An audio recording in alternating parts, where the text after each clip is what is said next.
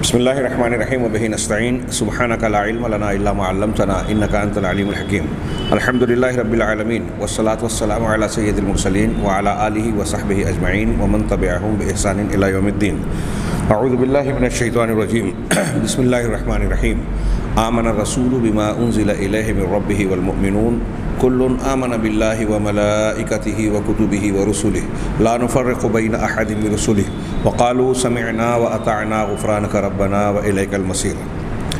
سامعین کرام، قادیان کے جھوٹے مدعی نبوت مرزا غلام احمد قادیانی کی شخصیت اور سیرت کا تعارف جاری ہے، جس سے اس کی اور اس کی نبوت کی حقیقت بے نقاب ہوتی ہے۔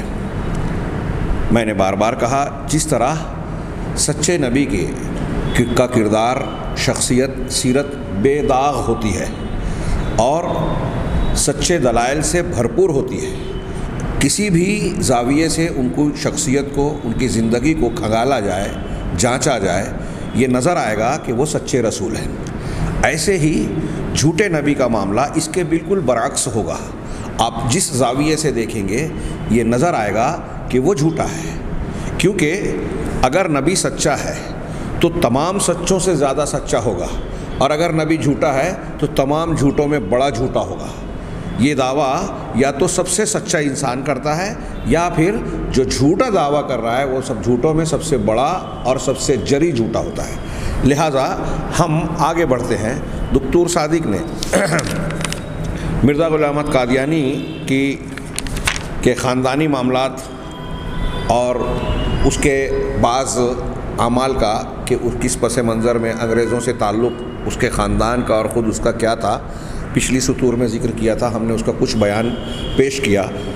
آگے انہوں نے ایک عنوان قائم کیا اور بڑا مختصر سا صرف ایک اقتباس پر اکتفا کیا، تعلیم القادیانی۔ قادیانی مراد ہے مرزا غلام احمد قادیانی، اس کی تعلیم و تعلم کے اعتبار سے اس کا معاملہ کیا تھا۔ چنانچہ یہ کہتے ہیں کہ مرزا غلام احمد قادیانی نے علوم کے انواع، علوم کی مختلف قسموں میں سے کسی بھی قسم میں کوئی وافر حصہ حاصل نہیں کیا تھا، یعنی کسی علمی شاخ میں برتری، تخصص یا مہارت حاصل کی ہو، ایسا کسی بھی فن علم میں اس کا معاملہ نہیں رہا، جیسا کہ وہ اس بات کی خود ہی صراحت کرتا ہے، یہ کہتے ہوئے کہ ولما ترعرعت ووضعت قدمی فی الشباب، جب میں بالغ ہوا، ترعرع کہتے ہیں کسی بچے کا بڑھنا اور جوانی میں قدم رکھنا یا جوانی میں جانا، تو جب میں نوخیزی کی عمر میں رہا یا جوانی کے دہلیز پر قدم رکھا، ووضعت قدمی فی الشباب، اور اپنا قدم جوانی میں رکھا، قرأت قلیلا من الفارسیہ، تو میں نے کچھ فارسی چیزیں پڑھی، کچھ تھوڑی موڑی فارسی زبان پڑھی، ونبذۃ من رسائل الصرف والنحو، اور صرف اور نحو کے رسائل کا کچھ حصہ، صرف اور نحو کا بھی نبذہ پیراگراف کو کہتے ہیں، میں ترجمہ کر رہا ہوں، کچھ حصہ، یعنی کچھ حصہ صرف اور نحو کا بھی پڑھا، اور علوم کا کچھ بعض گوشہ بھی میں نے پڑھا اور مطالعہ کیا، وشیئا من کتب الطب، اور کتب طب کا کچھ حصہ، کچھ چیزیں میں نے پڑھی۔ آگے وہ کہتا ہے خود ہی، وکان ابی عرافا حاذقا، میرے والد جو ہیں وہ بڑے ماہر عراف تھے، عراف کہہ لیجئے، نجومی، یہ جو مختلف علامات کے، جیسے ہاتھوں کے لکیروں کے ذریعے، ستاروں کے ذریعے اور بعض دوسری چیزوں کے ذریعے سے جو کہانت اور غیب کی باتوں کو جاننے یا مستقبل کی باتوں کو جاننے کا دعویٰ کرتے ہیں، تو کہہ رہے ہیں کہ میرے والد نجومی تھے، وکانت لہو یدون طولا فی ھذا الفن، اور اس فن میں ان کو ید طولا یعنی مہارت حاصل تھی، فعلمنی بعد کتب ھذہ الصناعہ، تو انہوں نے مجھے اس صنعت یعنی کہانت اور علم نجوم وغیرہ کی، عرافیت کی کچھ کتابیں مجھے پڑھائیں۔ کہہ رہے ہیں وَأَطَالَ الْقَوْلَ فِي التَّرْغِيبِ لِكَسْبِ الْكَمَالِ فِيهَا، اور اس میں کمال حاصل کرنے کے لیے، ترغیب دیتے ہوئے بڑی لمبی تقریر کی انہوں نے مجھ سے، بڑی لمبی چوڑی نصیحتیں کی، اور کیسے ہیں کہ اسی طریقے سے ان کو مرزا صاحب کو یعنی حدیث، اصول اور فقہ کی کتابوں میں کچھ زیادہ حصہ حاصل کرنے کا موقع نہیں ملا۔ وہ خود کہہ رہا ہے کہ مجھے اس میں سے ایسا حصہ ملا جیسے بارش کے چھینٹے، بارش کے قطل الوبل کہہ رہے ہیں، یعنی ہلکی بارش، وبل تیز بارش کو کہتے ہیں، اور تل کہتے ہیں نمی کو، چھینٹے کو، جو ہلکی پھلکی بارش ہوتی ہے اسے ہم بارش کا چھینٹا کہہ لیں۔ تو جو بڑی بارش ہوتی ہے اس کے کچھ چھینٹوں کی حیثیت سے مجھے کچھ حصہ علم کا ملا۔ مرزا غلام احمد قادیانی کی تعلیم کا شیخ دکتور صادق نے تذکرہ کرتے ہوئے بس یہ ایک اقتباس شیخ علامہ احسان علیہ ظہیر کی کتاب القادیانیہ سے نقل کیا ہے، جو انہوں نے مرزا غلام احمد تریاق القلوب صفحہ، معاف کیجیے گا، یہ التبلیغ الی مشائخ الہند، ہاں یہ کتاب کا نام عربی میں دیا ہے غلام احمد قادیانی کی، اور یہ علامہ احسان علیہ ظہیر کی کتاب القادیانیہ سے منقول ہے۔ اتنے پر انہوں نے اکتفا کیا، لیکن میں چاہتا ہوں کہ مرزا غلام احمد قادیانی کی تعلیم اور اس کے اس دور اور مرحلے کا کچھ حصہ مزید ذکر کیا جائے، ہاں، تاکہ آپ کو ان کے کردار پر جو ہے کچھ واقفیت بڑھ جائے۔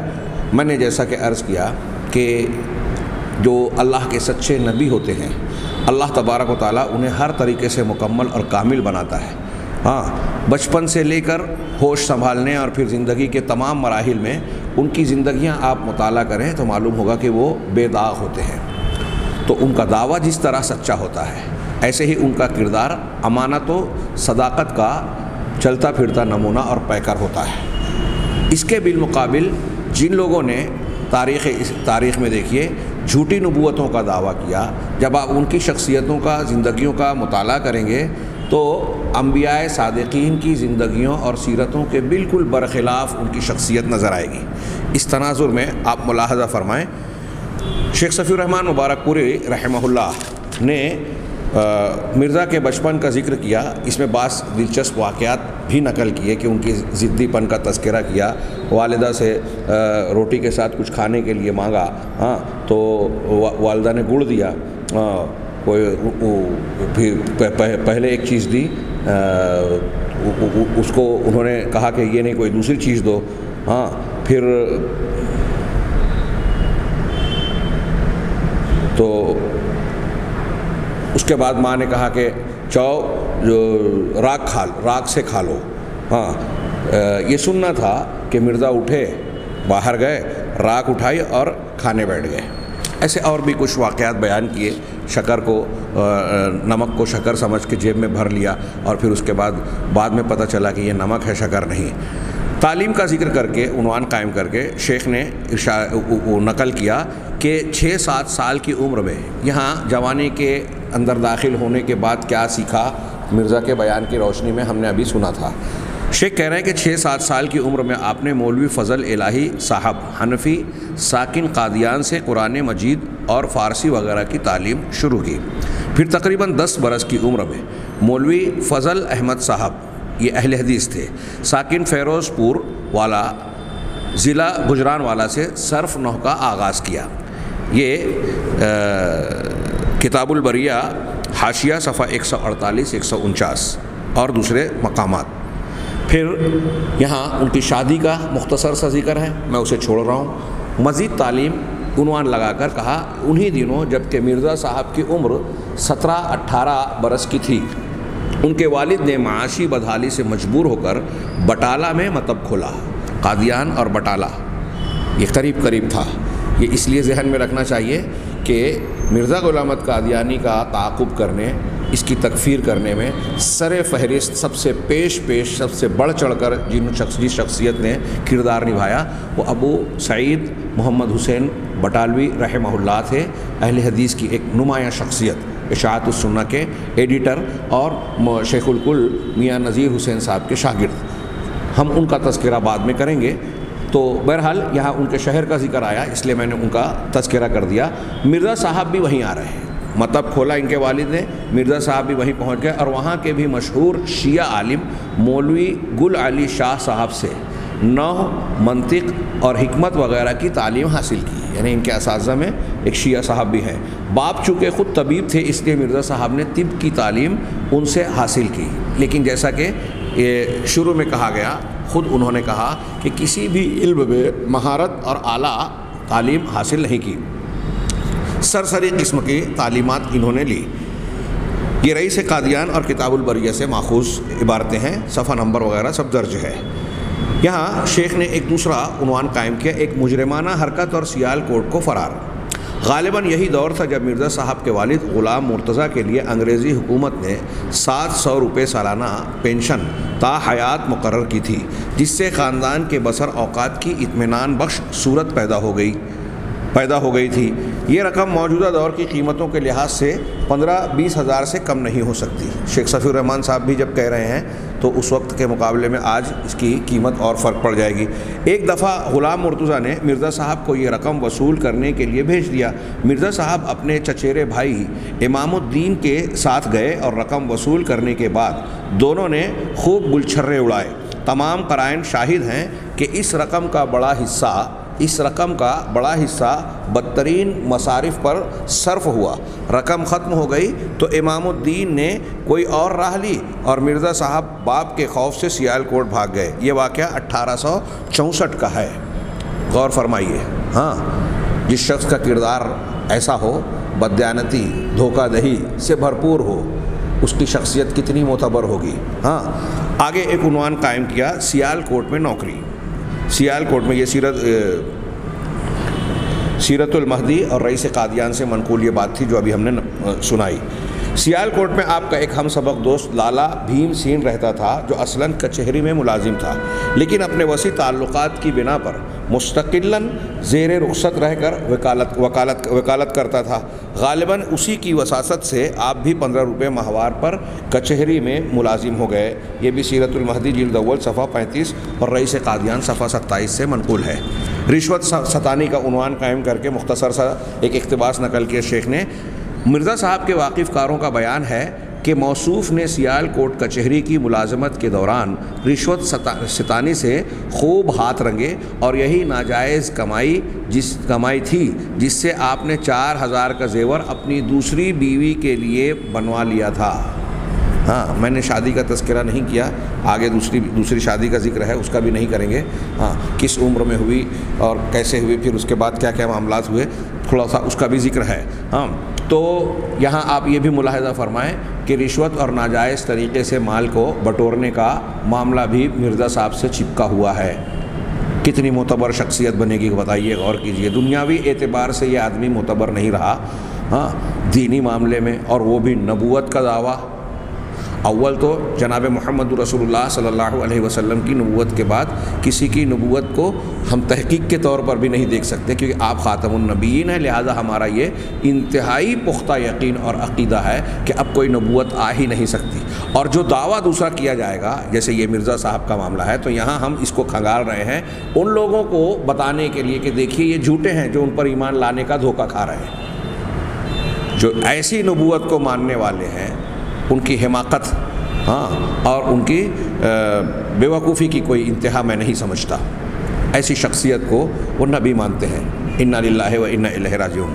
کردار کی ایک اور جھلک، یہ عنوان قائم کر کے شیخ صفی الرحمان رحمہ اللہ نے فرمایا کہ علامہ اقبال کے عربی اور فارسی کے استاذ مولوی میر حسن صاحب سیال کوٹی کا بیان ہے کہ مرزا صاحب کے تلاوت کا جو قرآن تھا، سنیے، غور کیجئے، ہاں، مرزا صاحب کے تلاوت کا جو قرآن تھا اس میں مرزا صاحب نے خاتمہ قرآن پر، یعنی سورۃ الناس کے اختتام پر، جہاں سورہ ناس، قل اعوذ برب الناس ملک الناس، یہ سورہ جہاں ختم ہو رہی ہے، ہاں، اس کے اختتام پر قوت باہ کا ایک نسخہ لکھ رکھا تھا۔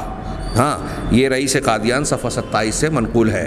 ہاں، شیخ نے آگے اس عبارت کو نقل کرنے کے بعد مختصر سا تبصرہ کیا کہ اس سے اندازہ کیا جا سکتا ہے کہ مرزا صاحب کے دل میں قرآن مجید کی کیا وقعت تھی، اور یہ بات بھی قابل غور ہے کہ اہل و عیال سے الگ تھلگ رہتے ہوئے، ہاں، موصوف کو قوت باہ کے نسخے کی ضرورت کیوں تھی۔ ہاں، اس سے ان کی چال چلن کا اندازہ لگایا جا سکتا ہے۔ ہاں، اس کے بعد عنوان قائم کیا انگریزی تعلیم۔ کہا سیال کوٹ میں ایک صاحب قوس میں مولوی الہی بخش ڈسٹرکٹ انسپیکٹر آف سکولز، ہاں یہ مولوی الہی بخش، ایک صاحب مولوی الہی بخش نے منشیوں کے لیے ایک انگریزی اسکول قائم کیا تھا۔ جو لوگ منشی ہیں، لکھنے پڑھنے کا کام کر رہے ہیں، کلرکی کر رہے ہیں، ان کے لیے انگریزی اسکول قائم کیا تھا۔ منشی امیر شاہ نیشنز معلم تھے۔ اس اسکول میں مرزا صاحب نے انگریزی کی 2 کتابیں پڑھی، کوئی بہت زیادہ گہرا مطالعہ اور تعلیم حاصل نہیں کی، مہارت حاصل نہیں کی۔ 2 کتابیں انگریزی کی پڑھ لی، سیرت المہدی جلد اول صفحہ 137۔ علم نجوم سے وابستگی، میں اس کا بطور خاص تذکرہ کرنا چاہتا ہوں کہ یہاں جس علم کا اب ذکر کیا جا رہا ہے اور اس سے متعلق مرزا صاحب کا جو عقیدہ ہے وہ قرآن و حدیث کی تعلیم سے بالکل براہ راست مخالف۔ چنانچہ کہتے ہیں کہ مرزا صاحب نے ہوش سنبھالتے ہی پر اسرار علوم اور ماورائی فنون میں دلچسپی لینی شروع کر دی۔ عام طور سے گنہگار مزاج والوں کے لیے بھی اس میں دلچسپی ہوتی ہے۔ قیام بٹالہ کے دوران درسی تعلیم کے ساتھ ساتھ نسخہ کیمیا کی تلاش میں بھی رہتے تھے۔ نسخہ کیمیا، ہاں آپ جانتے ہیں کہ بہت سارے لوگ جو ہے اس کے سلسلے میں اپنی زندگیاں برباد کر بیٹھتے ہیں، یعنی عام چیزوں کو، دھاتوں کو سونے میں تبدیل کر دینے کا فن۔ لوگوں کی زندگیاں گزر گئیں اور اس فن میں اپنا سب کچھ گنوا دیا۔ سونا بنانے کے چکر میں جو سونا تھا وہ بھی ختم کر دیا۔ ہاں مولوی یہاں یہ بات 14ویں صدی کا مسیح صفحہ نمبر 11 اور پھر حاشیے میں بھی منقول ہے۔ مولوی گل علی شاہ علم جفر میں خاصی دستگاہ رکھتے تھے، یہ پچھلے کتاب کے حوالے سے، جو در حقیقت علم نجوم ہی کی ایک شاخ ہے۔ اس لیے مرزا صاحب کی دلچسپی اور ان کے آئندہ دور کے طرز عمل اور اظہار خیالات کو مد نظر رکھتے ہوئے گمان غالب ہے کہ انہوں نے مولوی صاحب موصوف سے علم جفر بھی سیکھا تھا۔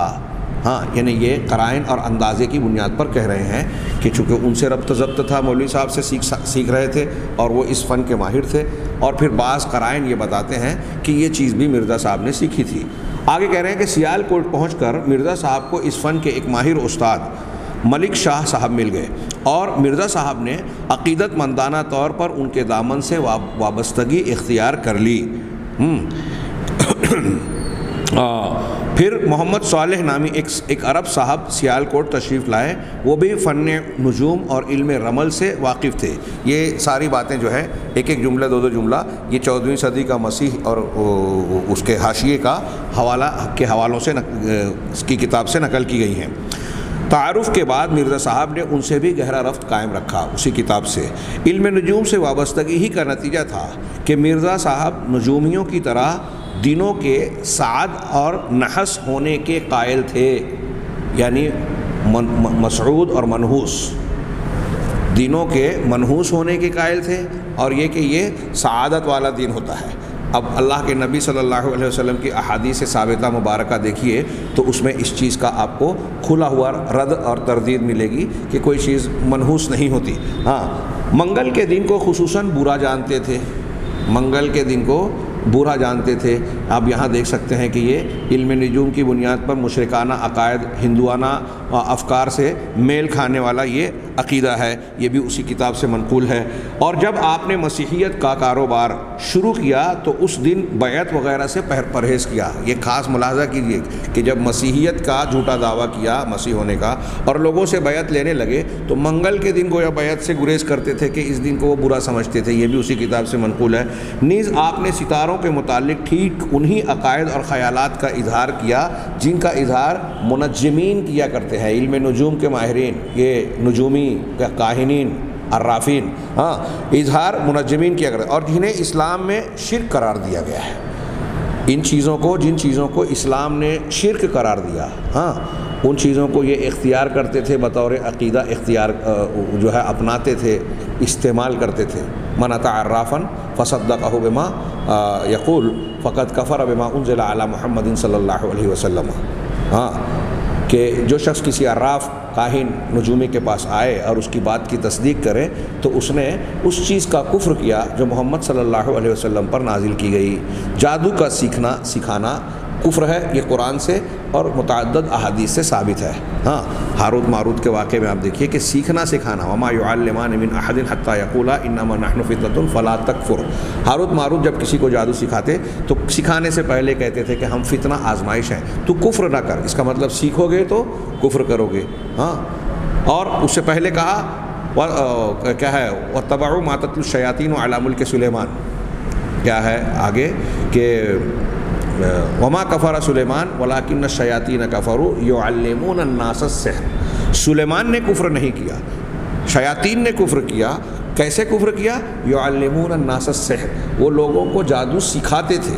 دیکھیے پہلے والا جو میں نے پیش کیا، قرآن کی آیت بتا رہی ہے کہ جادو سیکھنا کفر ہے، اور یہاں اللہ تبارک و تعالیٰ نے ذکر فرمایا اس واقعے کے تناظر میں کہ جادو کا سکھانا کفر ہے، سکھانا بھی کفر، سیکھنا بھی کفر، اور جادو کا عمل اختیار کرنا بھی کفر ہے۔ اور یہ جو نجوم، علم جفر، علم رمل، عرافیت اور کہانت ہے، یہ سب جادو کی شاخیں ہیں، قسمیں ہیں، اور ان ساری چیزوں کو اسلام نے کفر قرار دیا۔ جیسی اس سے وابستگی اور جیسا اس پر اعتقاد ہوگا، اس اعتبار سے کفر کے درجات ہوں گے۔ چنانچہ شیخ نے کہا کہ جنہیں اسلام میں شرک قرار دیا گیا ہے، مرزا صاحب نے توضیح مرام میں، یہ ان کی کتاب ہے توضیح مرام، توضیح مرام میں بڑی تفصیل سے لکھا ہے کہ ہر ستارے کے ساتھ ایک فرشتہ وابستہ ہے جس سے وہ کبھی جدا نہیں ہو سکتا۔ ستارہ جسم اور فرشتہ روح کی حیثیت رکھتا ہے، اور دنیا کے تمام انقلابات انہی کے اثرات کا نتیجہ ہیں۔ مرزا صاحب کے اپنے الفاظ یہ ہیں کہ دراصل ملائکہ ارواح کواکب اور سیارات کے لیے جان کا حکم رکھتے ہیں۔ یہ پھر سے میں پڑھ رہا ہوں، غور کیجئے۔ یہ یونانیوں کا اگر اس سلسلے میں آپ عقیدہ ملاحظہ کریں، بعض ہندوؤں کی تصریحات جو دیوی دیوتاؤں کو اور ستارہ پرستی، علم نجوم کو مانتے ہیں، اور مختلف نچھتروں اور علم نجوم کو، ستاروں کو دنیا کے حوادث پر اثر انداز مانتے ہیں، ان کی پوجا پاٹ کرتے ہیں۔ اور یونانیوں میں جیسے جنوری، فروری، مارچ، اپریل جو 12 مہینوں کے نام ہیں نا، وہ دراصل کہتے ہیں کہ ان کے اپنے دیوی دیوتاؤں کے ناموں پر رکھے گئے ہیں جو ستاروں سے وابستہ ہیں۔ ابراہیم علیہ السلام کی شرک کی حقیقت علماء کرام نے، بعض اہل علم نے یہ بیان کی ہے کہ وہ ستارہ پرستی کرتے تھے۔ ہاں، آپ جانتے ہیں حضرت ابراہیم علیہ السلام نے ان کا رد کرنے کے لیے جو باتیں کہی، قرآن نے نقل کیا کہ ستارے کو دیکھا تو کہا یہ میرا رب ہے، وہ ڈوبا تو کہا کہ یہ ڈوبنے والوں کو میں پسند نہیں کرتا، چاند کو کہا، پھر اس کے بعد چاند کے بعد سورج کو کہا۔ یہ حضرت ابراہیم علیہ السلام غور و فکر نہیں کر رہے تھے، بلکہ مناظراتی طور پر اپنی قوم کا رد کر رہے تھے۔ تو اس سے یہ ثابت ہوتا ہے کہ ستاروں کی پرستش ان کی قوم کے لوگ کرتے تھے، اور پھر بتوں کو جو بناتے تھے تو کیسے بناتے تھے؟ تو اہل علم نے بیان کیا کہ ستاروں کی اپنی تاثیر، ان کے نام اور ان کے کچھ کام مانتے تھے۔ جس ستارے کے بارے میں جیسا عقیدہ رکھتے تھے، اپنے ذہن و دماغ سے اس کی ویسی شکل و صورت ڈھال کر اس کا مجسمہ بناتے تھے۔ تو ابراہیم علیہ السلام کی قوم میں بھی ستارہ پرستی پائی جاتی تھی۔ نبی کریم صلی اللہ علیہ وسلم جن لوگوں کے درمیان مبعوث ہوئے، وہ بھی بتوں کی پرستش، غیر اللہ کی مختلف شکلوں میں جو ہے شرکیات کا ارتکاب کرتے تھے۔ ساتھ ساتھ ان کے یہاں نجوم اور ستاروں پرستی اور نجوم کی تاثیر کا عقیدہ بھی پایا جاتا تھا۔ آپ کئی مقامات پر یہ پائیں گے اللہ کے رسول صلی اللہ علیہ وسلم نے اس کی تردید کی۔ کیا ہے، لا عدوا ولا طیارہ ولا حامہ، اس میں کہیں کہیں کہا ولا نوع، کوئی نچھتر نہیں ہے۔ اسی طریقے سے جب آپ کے بیٹے کی وفات ہوئی، حضرت ابراہیم، اور ان کی عمر 18 مہینے ہی کی تھی، اور اس وقت کچھ واقعہ ہوا تھا، گہن لگا، اور عربوں میں یہ تھا کہ گہن کسی بڑے آدمی کی موت اور حیات کی وجہ سے ہوتا ہے۔ اللہ کے رسول صلی اللہ علیہ وسلم نے گہن کی نماز پڑھانے کے بعد جو تقریر کی، اس میں یہ بات بھی فرمائی کہ یہ سورج گہن، چاند گہن اللہ کی دو نشانیاں ہیں، یہ کسی کی موت اور کسی کی زندگی کی وجہ سے گہن زدہ نہیں ہوتا۔ اس کی تردید کی، وضاحت کی۔ ایسے اور بھی کئی مقامات ہیں۔ اللہ کے نبی صلی اللہ علیہ وسلم نے فرمایا، حدیبیہ کے موقع پر فجر کی نماز کے بعد، حضرت زید بن خالد جوہنی کی بہت مشہور حدیث ہے کہ کچھ لوگوں نے صبح کی ایمان مومن ہونے کی حالت میں، کچھ لوگوں نے صبح کی جبکہ وہ کافر تھے۔ اس کی وضاحت کرتے ہوئے آپ نے کہا کہ رات میں جو بارش ہوئی، اس بارش کے بارے میں جس نے یہ کہا کہ اللہ کے فضل اور رحمت سے بارش ملی، اس نے اللہ پر ایمان رکھا، ستارے کا انکار کیا۔ اور جس نے یہ کہا کہ فلاں فلاں نچھتر، فلاں ستارے کی وجہ سے ہم کو بارش ملی ہے، یا اس نے ہم کو بارش دی، تو اس نے ستارے پر ایمان رکھا، اللہ کا انکار کیا۔ یہ آپ دیکھ رہے ہیں، میں اشارے کر رہا ہوں کہ عام طور سے مشرک قوموں میں ستارہ پرستی اور ستاروں کی تاثیر اور ان کے اندر کچھ روحانی قوتوں کے وجود کا عقیدہ پایا جاتا ہے الگ الگ انداز میں۔ یہاں دیکھیے مرزا صاحب کے عقائد گویا ان مشرک قوموں اور ان کے عقائد سے میل کھاتے ہیں۔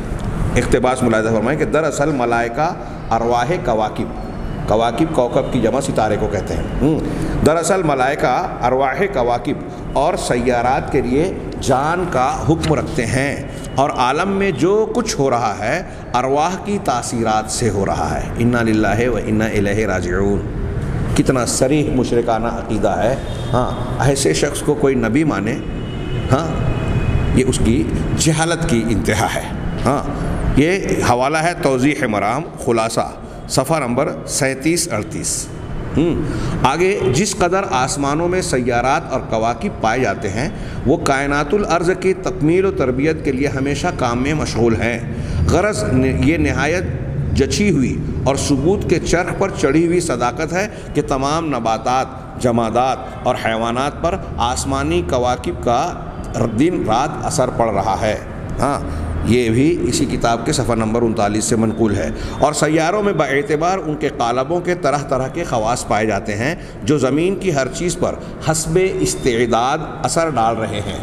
ہاں، یہ بھی توضیح مرام صفحہ 40 سے منقول ہے۔ آپ دیکھ رہے ہیں کہ جو میں نے ابھی بیان کیا، یونانیوں کا عقیدہ، مشرکین عرب کا عقیدہ کہ ستارے اپنی اپنی طاقت اور قوت اور استعداد کے اعتبار سے دنیا کے حوادث و واقعات پر اثر انداز ہوتے ہیں، یہی عقیدہ مرزا صاحب اپنی کتاب میں بیان کر رہا ہے۔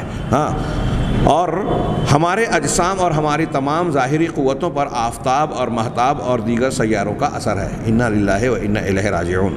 ہاں، ضرور کائنات الارض، یہ بھی اسی کتاب سے منقول ہے۔ آگے کہہ رہے ہیں ضرور کائنات الارض کی تربیت اجرام سماویہ کی طرف سے ہو رہی ہے۔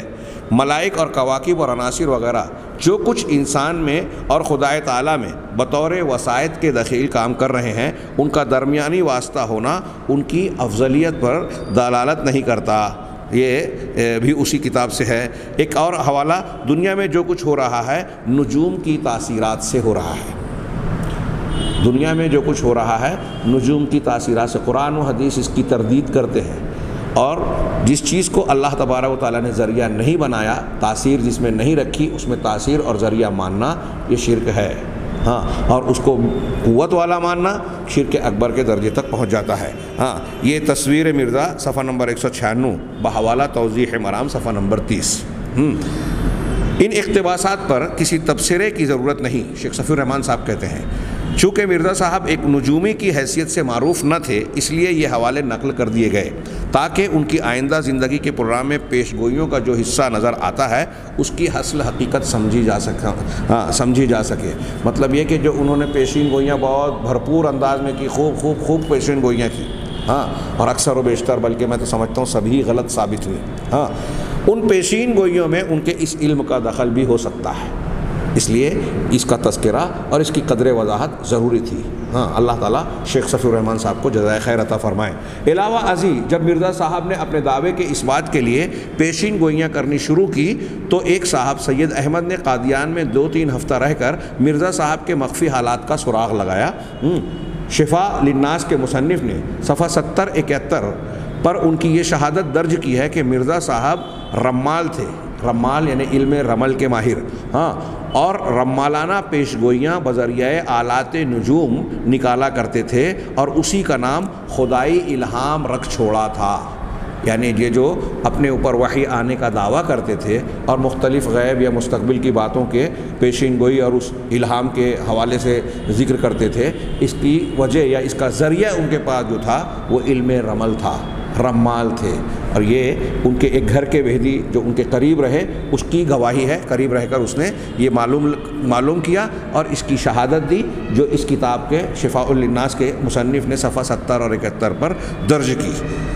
یہ بہت اہم حصہ ہے مرزا صاحب کے آگے الہام کے دعوے، وحی کے دعوے اور پھر مختلف پیشین گوئیوں کے سلسلے میں اس کو آپ مد نظر رکھ سکتے ہیں۔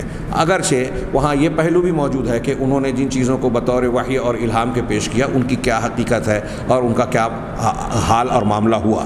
آگے شیخ صفی الرحمن صاحب نے مختاری کا امتحان اور ناکامی کے عنوان سے یہ بتایا کہ انہوں نے مختاری کا امتحان بھی اپنے ایک ہندو دوست کے ساتھ حصہ لیا، لیکن وہ بھیم سین جو ہے وہ تو پاس ہو گئے، یہ فیل ہو گئے۔ ہاں، پھر قادیان واپسی ان کی ہوئی، چلہ کشی اور مسمرزم کی مشق، یعنی یہ جو مسمرزم جادوئی عمل اور جادو ٹونا، ہاں، لوگوں کو جو ہے عملیات کے ذریعے سے متاثر کرنے، اس کی انہوں نے مشق کی، اس کے لمبے کچھ تفصیل پیش کی۔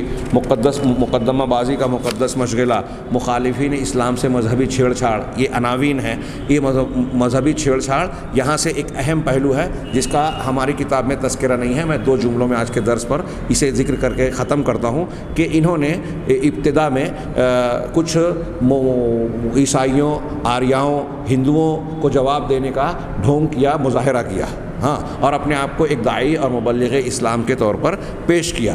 پھر اس ضمن میں جب انہیں معاشی پریشانی پیش آئی، وہاں انگریزوں نے جو مقررہ پینشن تھی اس میں کمی کر دی، کچھ حصہ واپس ضبط کر لیا ان کی زمینوں کا، خاندانی پشتینی زمینوں کا یا خاندانی زمینوں کا، یا جو خود انگریزوں نے دی تھی، تو ان کو تو معاشی طور سے دقتیں اور دشواریاں پیش آئی، تو انہوں نے ایک دعویٰ کیا کہ میں ایک ایسی کتاب لکھنے والا ہوں براہین احمدیہ کے نام سے، جو 50 جلدوں پر مشتمل ہوگی، اور اس میں اسلام کے مخالفین، آریہ ہوں، سناتن دھرمی، عیسائی اور دوسرے جتنے بھی مخالفین ہیں، ان کا ایسا دنداں شکن جواب ہوگا کہ اب اس کتاب کے چھپ جانے کے بعد کوئی سر نہیں اٹھا پائے گا اور ان دلائل کا جواب نہیں دے سکیں گے۔ اس کے لیے انہوں نے پورے ملک سے چندہ وصولی کی ایک مہم شروع کی، بھرپور انداز میں چندے وصول کیے، اور پھر اسی درمیان براہین احمدیہ کے چندے کی مہم چلا کر دعائیں اور نذرانوں کا بھی ایک سلسلہ شروع کیا۔ انہوں نے اپنے کچھ لوگوں کو مقرر کیا تھا کہ لوگوں کو جا کے یہ جھانسا دے کے مرزا صاحب کے پاس جا کے آپ دعا کروا لیں تو آپ کی مشکلات آسان ہو جائے گی، مرادیں پوری ہو جائے گی۔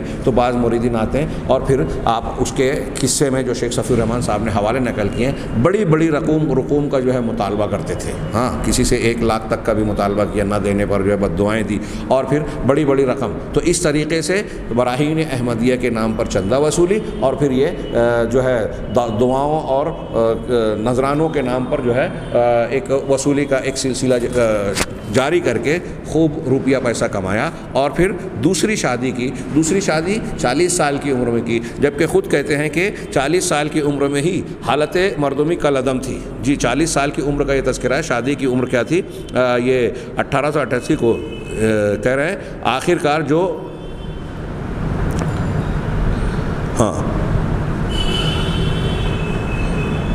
مرزا صاحب نے دوسری جو شادی کی، نوعمر اور جوان کنواری لڑکی سے، آگے ان کا ایک اقتباس نکال کے، آپ کی عمر 45 برس تھی، معاف کیجیے، میں وہی مجھے شک ہو گیا، اور کہہ رہے ہیں 45 سال کی عمر میں، 40 سال کی عمر ہی میں حالت مردمی کا لدم تھی، یہ خود ان کا بیان ہے، اور پیرانہ سالی کے رنگ میں میری زندگی تھی، کمزوری کی وجہ سے ایک بچے کی طرح کا تھا۔ ہاں، یہ تریاق القلوب سے منقول ہے، لیکن مال حرام کی اس فراوانی کے بعد مرزا صاحب کے لیے اس جیسی آزمائش کی حیثیت ہی کیا ہو سکتی تھی؟ آپ خود حکیم تھے، چنانچہ آپ نے ایک مقوی باہ دوا تیار کی، جس کا سب سے بڑا جزو خود آپ کے حسب اقرار افیون تھی، مگر اپنی خدا رسیدگی کا سکہ جمانے کے لیے آپ نے یہ دعویٰ کیا کہ یہ دوا خدائی الہام کے تحت تیار کی گئی ہے، نام بھی روحانی ہی قسم کا رکھا، یعنی تریاق الہی۔ ہاں، بہرحال اس دوا کے استعمال کا جو اثر تھا وہ مرزا صاحب کے الفاظ میں یہ ہے کہ پھر دوا، یعنی قوس میں دوا کے استعمال کے بعد میں نے اپنے تئیں خدا داد طاقت میں 50 مرد کے قائم مقام دیکھا۔ ہاں، پھر اس کے بعد ایک اور بھی دوا بنائی، اس کو تریاق جدید کا نام دیا، اور اس کے بارے میں لکھتے ہیں کہ یہ دوا تریاق الہی سے فوائد میں بڑھ کر ہے۔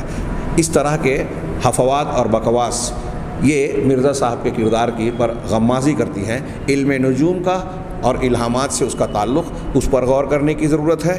پھر اس کے بعد ان کے اپنے کردار اور مال کو جمع کرنے کے لیے ان کے جو ہیلے بہانے تھے، پھر جس کتاب کا حوالہ دیا اس میں وہ چیزیں پیش ہی نہیں کی جس کا دعویٰ کیا تھا کہ اسلام مخالفین کو دنداں شکن جواب دیں گے۔